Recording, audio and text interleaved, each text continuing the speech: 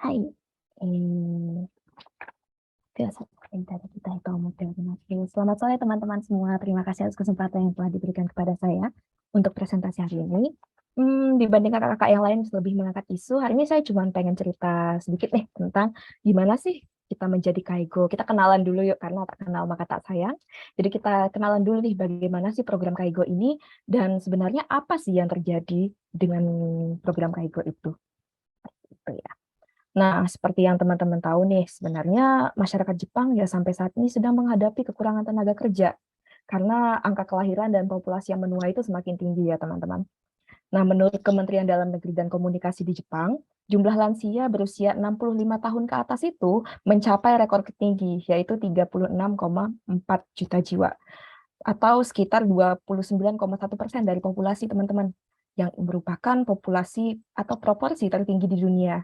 Dan kekurangan tenaga kerja di sektor perawatan ini benar-benar bersifat kronis. Kalau teman-teman mau membayangkan sebenarnya kronis apa sih kekurangan tenaga kerja di Jepang karena penduduk yang bertambah tua ini, dibayangkan dalam sebuah studi itu di tahun 2050 jumlah penduduk Jepang itu akan jumlah penduduk lansia Jepang itu akan mencapai 37,64 juta. Nah, kalau dibuat lebih simpel lagi, kalau kita lihat 3 orang, satu orangnya itu akan berusia lebih dari 65 tahun. Jadi sebenarnya sebanyak itu jumlah lansia yang ada di Jepang, teman-teman. Nah, terus menurut Kementerian Kesehatan, Tenaga Kerja, dan Kesejahteraan, jumlah pekerja asing yang terdaftar pada bulan Oktober 2020 itu mencapai 1,72 jiwa kira-kira, dan ini meningkat sebenarnya 2,6 kali lipat dari 650.000 orang yang terhitung pada tahun 2010. Nah, dari jumlah tersebut, kira-kira ada 400.000 orang di antaranya yang bekerja sebagai pemagang nih, teman-teman, di beberapa industri tentu saja, seperti pertanian, manufaktur, konstruksi, dan lain sebagainya. Nah, untuk Kaigo sendiri sebenarnya baru ya, dia baru ditambahkan pada tahun 2017 ke dalam program pemagangan itu sendiri, dan sekitar 2.000 orang Indonesia saat ini sedang bekerja sebagai pemagang, tapi di bidang care worker. Nah, untuk IPE sendiri cukup berbeda karena IPE lebih lama ya. Untuk IPE sendiri dari data terakhir yang saya baca itu mencapai 3.300 orang kurang lebih dengan proporsi kalau nggak salah itu 2.700-an diantaranya itu dia Kaigo, dan kemudian sisanya itu adalah Kanggo. Apa bedanya Kaigo dan Kanggo? Kaigo itu perawat lansia ya teman-teman. Sementara Kanggo kalau kita gampangkan bahasanya itu adalah perawat medis. Jadi berbeda ya teman-teman. Nah, yang saya bahas ini adalah Kaigo ya. Seperti itu. Nah, sebenarnya ada beberapa kerangka kerja untuk menerima pekerja asing ya ke Jepang via jalur Kaigo ini, termasuk yang tadi disebutkan ada EPA, kemudian ada pemagang yang tadi dijelaskan oleh Kak Reza, kemudian ada Tokutegino yang tadi dijelaskan oleh Kak Waude, dan yang terakhir itu mungkin nggak terlalu banyak, tapi itu menjadi via menjadi Kaigo Ryukakuse, atau alias dia itu bersekolah dulu di Jepang, yang saya jelaskan ya. EPA atau G2G yang dari pemerintah, kemudian pemagangan atau CITP, kemudian Tokutegino atau SSW, dan lulus dari sekolah keperawatan Jepang. Nah, gampangnya sih apa ya bedanya? Ada 4 nih. Apa aja bedanya ya? Nah, kita bahas nih. Nah, yang pertama ada EPA, di sini ada nursing care, ada technical intern training, yang ini adalah pemagangan atau CITP, yang di sini adalah Tokutegino ya teman-teman. Yang pertama, apakah care worker ini yang tersedia sekarang di Jepang ini yang dipekerjakan saat ini punya kualifikasi keperawatan? Nah, untuk IPA sendiri sebenarnya nggak ada ya teman-teman. Mereka tidak punya kualifikasi. Namun demikian, tujuan dari program ini sendiri sebenarnya adalah untuk mendapatkan kualifikasi itu. Kualifikasinya didapatkan dari mana? Dari mengikuti Kokashken atau ujian nasional untuk mendapatkan kualifikasi keperawatan di Jepang. Seperti itu. Bagaimana dengan nursing care atau Kaigo Ryugakuse atau orang-orang yang lulus dari sekolah keperawatan di Jepang? Jadi sebenarnya kan memang tujuannya ini kan perekrutan tenaga kerja asing yang lulus dari sekolah care worker di Jepang dan memiliki status resident nursing care. Mereka jelas punya kualifikasi, teman-teman. Bagaimana dengan TITP? TITP yang sebenarnya ini transfer skills gitu. Tentu saja tidak ada ya. Tapi mereka bisa mendapatkan kualifikasi tersebut apabila punya persyaratan tertentu seperti udah bekerja dalam kurun waktu tertentu seperti itu. Hal ini juga berlaku untuk Tokutegino, teman-teman. Terutama yang belum pernah kerja di Jepang sebelumnya. Lalu perbedaan selanjutnya, nah kita lewat pertanyaan aja nih, apakah care worker asing ini bisa bekerja secara permanen, teman-teman? Nah, untuk IPA sendiri, setelah mendapatkan kualifikasi, dia bisa bekerja secara permanen. Tapi kalau tidak dapat kualifikasi tersebut, tentu saja harus pulang, karena memang tujuan programnya ini memang untuk mendapatkan kualifikasi. Jadi dia akan naik status jadi Kaigo Fukushishi, kayak gitu ya. Kemudian untuk nursing care atau Kaigo Ryugakusei ini mereka mungkin untuk bekerja secara permanen karena status visanya juga berbeda ya teman-teman. Kemudian untuk TITP sendiri gimana? Nggak bisa permanen, maksimal 5 tahun. 1 dan 2 di situ saya tandai sebagai nanti status visanya. Jadi ada TITP 1, ada TITP 2. Begitu pula dengan Tokutei Gino, nanti ada 1 dan 2 juga, seperti itu. Nah, terus apakah care worker asing memiliki kualifikasi? Perlukah mereka memiliki kualifikasi atau pengalaman dari negara asal mereka? Kalau IPA, memang dari persyaratannya sendiri harus lulus dari sekolah tinggi keperawatan D3, D4, S1 atau memiliki sertifikasi sebagai care worker di negara asal. Jadi kalau misalnya IPA memang terbatas pada pihak-pihak tertentu, terutama yang sudah mendapatkan kemampuan akademis sebagai care worker atau keperawatan, seperti itu. Kalau nursing care, itu karena mereka sekolah lagi, makanya tergantung dari orangnya, karena mereka akan belajar lagi, seperti itu. Kalau TITP sendiri, tergantung apakah organisasi atau perusahaannya membutuhkan tenaga kerja yang punya pengalaman, itu tergantung dari perusahaannya, seperti itu. Namun demikian, dari banyak kasus, saya sendiri sebenarnya juga dulu pernah bekerja di bekerja sebagai salah satu pengajar bahasa Jepang di salah satu organisasi pengirim. Banyak sekali yang diterima ini sebenarnya tidak punya kemampuan care worker atau caregiver atau keperawatan seperti itu. Untuk Tokutei Gino sendiri tentu saja balik lagi tergantung ke orangnya, karena ada yang mereka ini mantan TITP atau pemagang yang kembali ke Indonesia kemudian mendaftar Tokutei Gino, atau mereka memang dari awal ikut tes kemampuannya, seperti itu. Nah, perbedaan yang terakhir ada di sini nih. Apa kriteria kemampuan bahasa Jepang bagi care worker asing? Itu saja ya teman-teman. Gengo no Kabe. Jadi pengetahuan berbahasa itu sangat mempengaruhi pekerjaan di Jepang. Ada banyak studi yang menyatakan hal ini. Jadi tentu saja ini jadi pertanyaan dong buat teman-teman. Sebenarnya sejauh apa saya harus belajar bahasa Jepang untuk bisa bekerja sebagai care worker asing? Nah, untuk IPA sendiri, kebanyakan sekitar level N3 nih ketika bekerja. Tapi untuk persyaratan masuk sendiri, berbeda tergantung negaranya. Karena IPA itu tidak hanya dari Indonesia, tapi juga ada Filipina dan Vietnam, teman-teman. Berbeda karena tergantung dari isi memorandumnya sendiri. Kalau Indonesia itu minimal N5, seperti itu. Nah, untuk nursing care atau Kaigo Ryugakusei, itu beberapa sekolah, mensyaratkan level N2, teman-teman. Nah, bagaimana dengan technical intern training atau pemagang? Untuk turun visa, itu harus mendapatkan N4, seperti itu. Nah, kalau misalnya SSW atau Tokutei Gino, persyaratan mendaftarnya itu, sejauh yang saya tahu, itu GFT Basic, A2. A2 itu sebenarnya selevel apa? Sejauh ini yang saya tahu, itu selevel N4 juga. Jadi sebenarnya N4 itu kan level kemampuan percakapan sehari-hari, seperti itu. Kemudian saya bahas satu-satu nih. Nah, ada yang namanya EPA atau G2G nih yang saya jelasin dari tadi. Nah, ini tuh sebenarnya sudah diadakan sejak tahun 2008, teman-teman. Sudah cukup panjang ya sejarahnya. Nah, ini adalah kerjasama pemerintah Jepang dalam IJPA, Indonesian Japan Economic Partnership, jadi kerjasama ekonomi. Di GPA, kalau P itu Filipina ya, kalau EPA itu V-nya Vietnam. Jadi ada Filipina, Indonesia, dan Jepang, dan Vietnam, seperti itu. Kemudian bagaimana sih proses perekrutannya sendiri? Nah, kalau misalnya ini, karena G2G ya teman-teman, jadi mendaftarnya itu langsung ke, saya lupa nama lembaganya, Wells.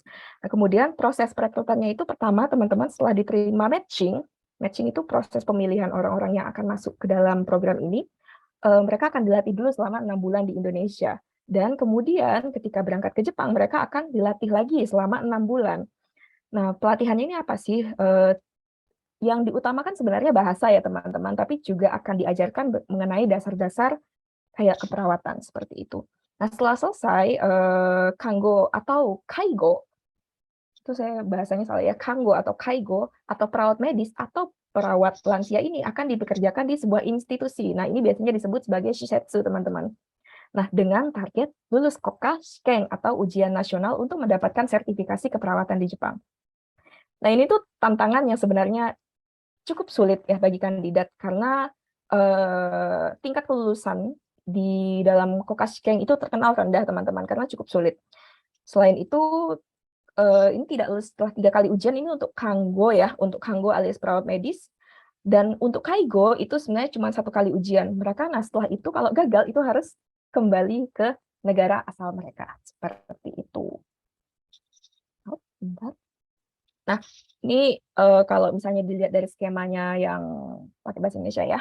Nah, jadi mereka akan lulusan nurse, punya pengalaman minimal kerja 2 tahun, atau lulusan, atau memang ya lulusan atau punya pengalaman kerja, ini akan punya dan punya bahasa Jepang tertentu, itu akan dapat kontrak kerja melalui GIC Wells, GIC WELS. Nah, ini seperti yang saya katakan tadi, 6 bulan di Indonesia dan 6 bulan di Jepang pelatihannya. Dan ini seperti yang saya katakan juga sebelumnya, hanya N5 yang diberangkatkan ya, seperti itu. Nah, pelatihannya berupa apa? Nurse dan penjelasan kerjanya seperti apa, dan juga bahasa Jepang ya. Kemudian nanti akan masuk shisetsu. Nah, ini ya. Anyway, ini nurse ya teman-teman, alias perawat medis. Kemudian akan belajar masuk shisetsu seperti ini, masuk institusi, kemudian ikut ujian nasional perawat maksimal 3 kali. Kalau tidak lulus, setelah 3 tahun kontrak kerja berakhir, pulang. Dan bisa datang ke Jepang kembali untuk ujian. Atau ketika lulus, bisa mendapatkan kualifikasi dan kemudian bekerja sebagai nurse tanpa batasan waktu kontrak. Seperti itu. Kemudian bagaimana dengan Kaigo sendiri, atau perawat lansia? Nah, untuk perawat lansia, ini masa kerja di Jepangnya maksimal 4 tahun, dia lulusan SMA atau SMK. Banyak sekali murid saya yang sekarang juga sudah bekerja di Jepang itu lulusan SMA dan SMK ya teman-teman. Atau punya sertifikat care worker, atau merupakan lulusan sekolah perawat, dan menguasai level bahasa Jepang tertentu. Dan kontrak kerja melalui JIPWELS, hanya seperti yang tadi, hanya N5 yang diberangkatkan, ini juga sama. Nah, yang berbeda di sini ya teman-teman. Kalau yang tadi di sini akan bekerja sebagai asisten perawat atau nurse, kalau di sini belajar teknik pengetahuan care worker dan belajar bahasa Jepang. Kemudian akan ikut ujian nasional perawat 1 kali. Sementara kalau nurse itu maksimal 3 kali. Kalau misalnya yang Kaigo itu maksimal 1 kali. Kalau tidak lulus, pulang, boleh datang ke Jepang kembali untuk ujian, kemudian lulus. Atau kalau misalnya dia lulus, dia langsung bisa bekerja sebagai care worker tanpa batasan waktu kontrak. Itu untuk IPA ya. Nah, untuk pemagang ini sebenarnya udah banyak banget dijelaskan sama Kak Reza. Ini sebenarnya udah panjang ya sejarahnya. Kalau kata Kak Reza tadi, itu sudah punya cucu sebenarnya kalau saya mau. Udah punya anak cucu sebenarnya kalau mau dibilang. Nah, sebenarnya ini adalah kontribusi internasional untuk menerima warga negara asing dari negara berkembang dengan tujuan transfer keterampilan. Tapi, benarkah transfer keterampilan? Karena pada dasarnya perawatan lansia di Indonesia dan Jepang itu sangat berbeda. Dari beberapa teman-teman yang pernah saya wawancarai sendiri, mereka sendiri kayak meragukan dan bahkan tidak yakin sama sekali bahwa program magang ini emangnya saya sebagai Kaigo kalau saya balik emang saya bisa kerja kayak gini di Indonesia kayak gitu, karena emang dari fasilitasnya sendiri juga tidak memungkinkan. Seperti itu. Makanya saya juga mau menekankan saya, benar ya transfer keterampilan. Makanya saya setuju banget tadi sama Kak Reza yang membahas soal ini, seperti itu. Nah, kemudian kalau yang di sebelah kanan, yang di sebelah sini, ini sebenarnya urutan prosesnya ya teman-teman. Pertama mereka akan yang datang sebagai TITP ini akan datang ke Jepang sebagai status visanya itu CITP level 1 atau Gino Jisusei level 1 teman-teman. Kemudian nanti akan dapat 1-2 bulan pelatihan, kemudian akan dapat training atau langsung kerja di perusahaan selama 10 bulan, in principle ya, in principle, atau kalau misalnya ngelihat di buku itu seperti ini, seperti itu. Kemudian setelah itu, kalau misalnya mereka lulus, nanti ada ujian namanya ujian Gino. Kalau misalnya di EPA itu Kokashikeng, kalau di TITP itu ada namanya Gino Jishushikeng, kalau nggak salah, jadi ujian yang terkait dengan pekerjaan mereka. Nah, kalau misalnya berhasil lulus, itu akan pindah visanya ke level 2. Nah, itu biasanya nambah kerja 2 tahun. Makanya di sini update duration of stay ya teman-teman tambah. Nah, setelah itu mereka bisa balik ke Indonesia untuk yang mau selesai di 3 tahun atau bisa sementara selama 1 bulan untuk mereka yang mau melanjutkan karena masih bisa tambah 2 tahun lagi. Karena maksimal untuk TITP itu 5 tahun bekerja sebagai Kaigo atau sebagai Kaigo. Maaf, kalau di TITP nggak ada Kanggo ya teman-teman. Nah, terus akan ada ujian lagi seperti itu dan kemudian diperpanjang lagi masa tinggalnya. Seperti itu. Nah, setelah masa kerjanya selesai 5 tahun, mereka harus kembali ke Indonesia. Nah, kemudian ada yang namanya Tokutegino, tadi dijelaskan oleh Kak Ode tadi ya. Nah, sejak tahun 2019 termasuk baru banget, sehingga masih banyak yang info-info yang terus berjalan ya, masih diperbaharui seperti itu. Nah, kalau misalnya pemagang tadi transfer keterampilan, kalau Tokutegino sendiri, seperti yang sudah dikatakan sebelumnya, itu memang menerima sumber daya manusia dari luar negeri yang siap bekerja dengan spesialisasi dan keterampilan tertentu. Saya rasa ini sudah dijelaskan mendetail oleh Kak Ode tadi. Kemudian untuk lulusan sekolah keperawatan Jepang, ini memang visanya berbeda ya teman-teman. Kalau yang tadi itu Kaiko, kalau yang ini memang mereka sekolah dulu di Jepang untuk mendapatkan pekerjaan sebagai Kaiko atau Kango.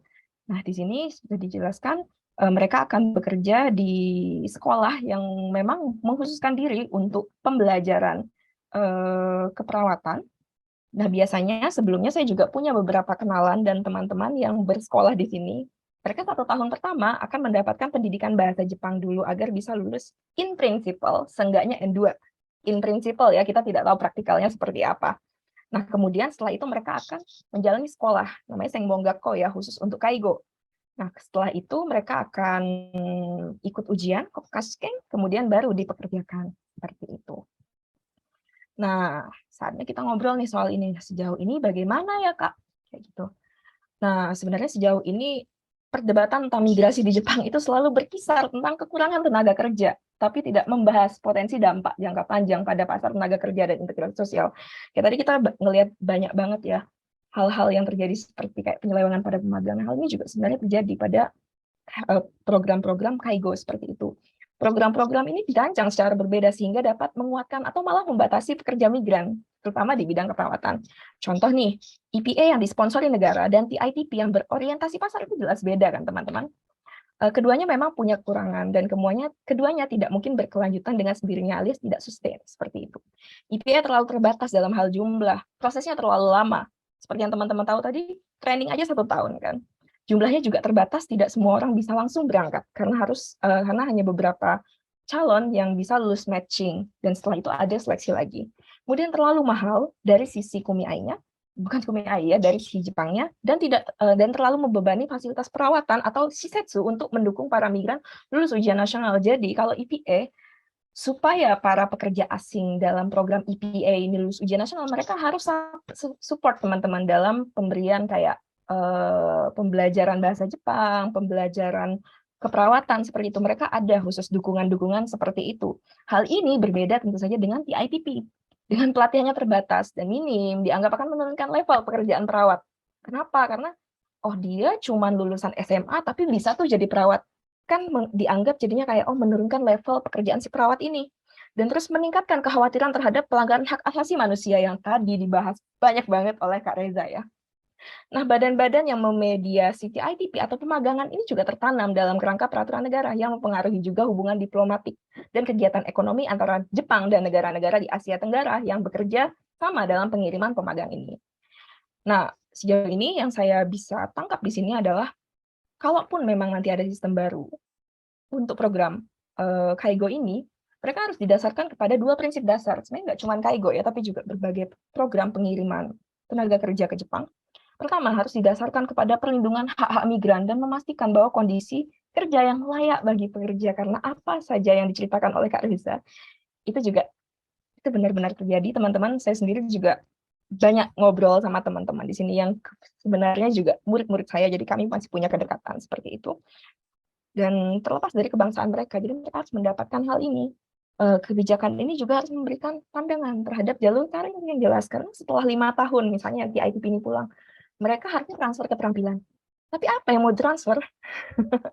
Karena di Indonesia, hal ini belum tentu bisa diterapkan. Jalur karir seperti apa yang harus mereka tempuh? Dan sejauh ini belum banyak studi yang membahas tentang hal ini.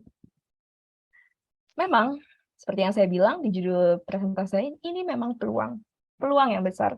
Tapi, kesadaran dan pengalaman peserta magang dalam bidang apapun, terutama Kaigo itu sendiri sangat penting ketika mempertimbangkan bagaimana karir pemagang dan program magang itu sendiri akan berkembang di masa depan. Nggak cuma pemagang ya sebenarnya, tapi juga berbagai program-program lainnya. Kenapa saya bisa bilang seperti ini?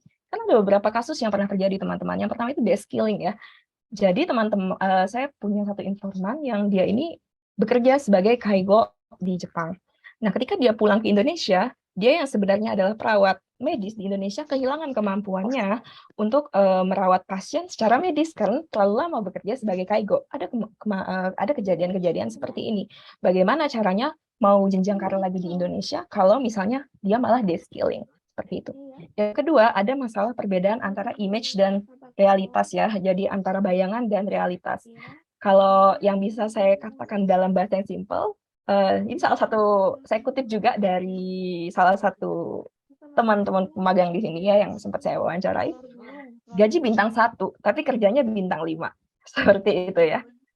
Kemudian saya sendiri juga pernah mengadakan wawancara dan survei juga. Ada banyak kesulitan yang dihadapi oleh para pekerja kaigo ini. Masalah komunikasi. Teman-teman tahu sendiri tadi untuk berangkat ke Jepang untuk KITP atau pemagang mereka punya N4 untuk turun visa. Untuk IPA mereka minimal N5 kan ya. Nah, N4 dan N5 sendiri untuk bekerja itu masih dasar loh teman-teman. Masih sangat dasar, hanya percakapan sehari-hari. Untuk bekerja, saya rasa sejauh pengalaman saya juga mengajar selama 3 tahun sebagai guru bahasa Jepang, khusus untuk pemagang dan perawat sebelumnya. Ini masih sangat kurang sebenarnya. Tentu saja terjadi masalah komunikasi. Mulai ada harapan atau image sebelum pergi ke Jepang yang berbeda dengan setelah tiba. Beberapa informan saya bilang kayak, bagaimana caranya kita bekerja, kayak kita dulu ketika datang ke Jepang itu niatnya ingin belajar dari orang Jepang, tapi ternyata orang Jepang yang kita hadapi di sini sebenarnya nggak sewah yang kita bayangkan. Seperti itu. Ada statement-statement seperti itu teman-teman. Kemudian belum merasa siap, lalu kurangnya pengetahuan tentang budaya Jepang dan kesulitan menyesuaikan diri dengan adat istiadat di Jepang. Beda sekali ya kerja di sini dan kerja di Indonesia tentu saja. Saya sempat juga survei nih ke pemagang-pemagang April 2020, nah 90% dari mereka itu mengalami gegar budaya. Gegar budaya itu bahasa yang sering didengar sih ya, culture shock ya. Di Jepang, dan setengah dari mereka itu merasa tidak cocok dengan lingkungan kerjanya, sehingga menghasilkan kayak lelah, kesepian, dan bahkan tidak ada minat perpanjang masa kerja nih. Padahal program migran ini kan migrasi ini sebenarnya harusnya program yang seenggaknya sustain untuk mendukung kedua belah pihak negara, baik Indonesia maupun Jepang. Tapi ketika tidak ada lagi minat untuk perpanjang masa kerja, apakah bisa dikatakan program ini program yang bagus, program yang memungkinkan untuk menyejahterakan orang-orang yang ingin berangkat ke Jepang? Seperti itu. Dan akhir kata sebenarnya sebelum saya tutup presentasi ini, saya ingin menekankan kembali, meskipun tidak terlalu relevan dengan Kaigo, tapi ini Kaigo juga termasuk dalamnya. Ketahui teman-teman persyaratan, hak, dan kewajiban secara mendetil, karena pekerja asing bukanlah sumber untuk buruh murah. Kan ya teman-teman? Kalian kerja sesuai dengan apa yang harus kalian dapatkan. Kalian bukan buruh murah. Kedua, ketahui kemana kalian bisa melapor apabila terjadi penyimpangan dalam pekerjaan. Kemudian perhatikan budaya, kehidupan, dan kebiasaan di Jepang. Alias, jangan cuma tergiur sama cuan, kalau kata Kak Reza tadi. Seperti yang saya utarakan sebelumnya, kesadaran dari pekerja asing itu menjadi poin yang amat sangat penting, teman-teman, agar kalian itu bisa lebih sejahtera dengan jalan-jalan yang kalian pilih. Salah satunya dengan menjadi perawat, baik dari jalur IPA, Kaigo Ryugakusei, CITP, maupun SSW. Seperti itu. Nah, ini ada kontak list beberapa tempat-tempat yang bisa dihubungi. Ini ya.